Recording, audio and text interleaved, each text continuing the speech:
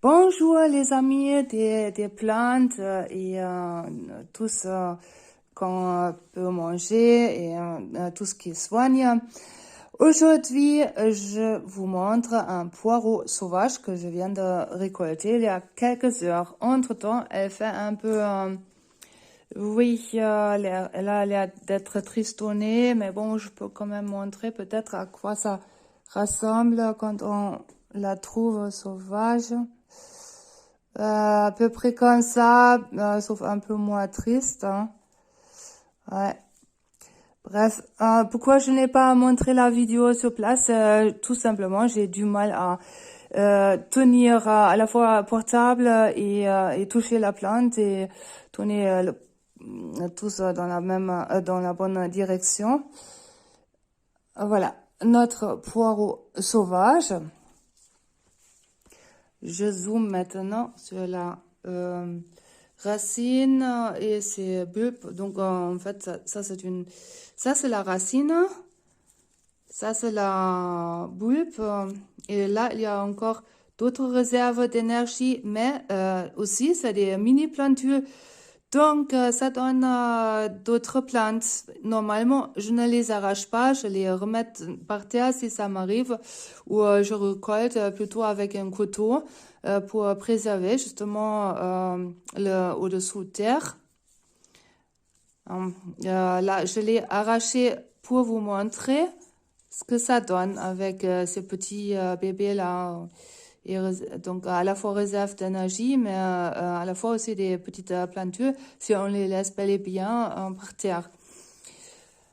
Voilà. Ensuite, il y a des feuilles de protection qui forment une gaine en bas et ça c'est assez souvent visible chez les plantes.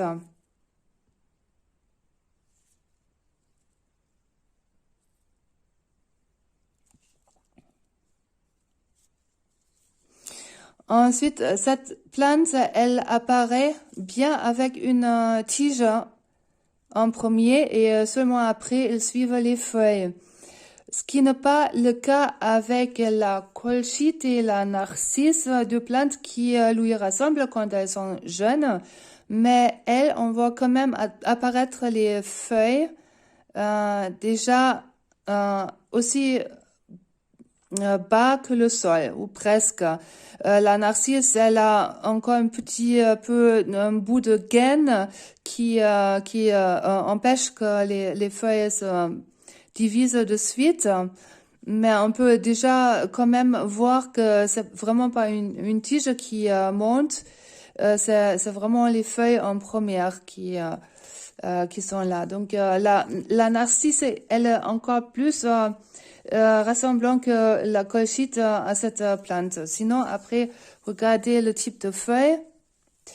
Ça, malheureusement, la narcisse et la colchite un peu moins prononcée, mais aussi en ça aussi. Donc, il y a un pli.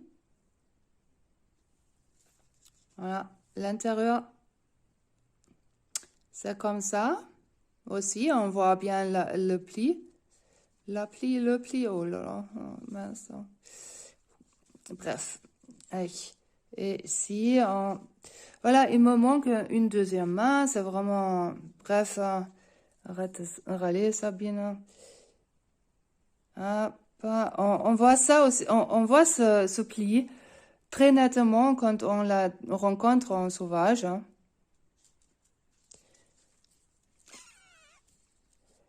Et on pense que, ouais, tout ressemble super à ça, doit être cette plante, mais non, il faut encore d'autres critères que ça.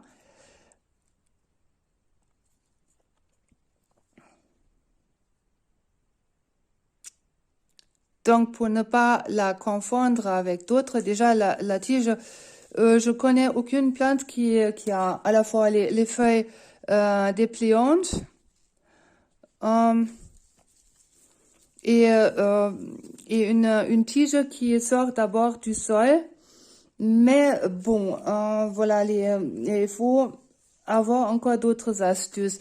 Déjà ça aussi, quand vous enlevez la plante avec la racine, mais je ne recommande pas, mais si ça vous arrive, Et vous voyez que l'autre plante que vous avez pris par hasard, elle n'a pas ça. Et ben donc c'est pas notre poireau sauvage.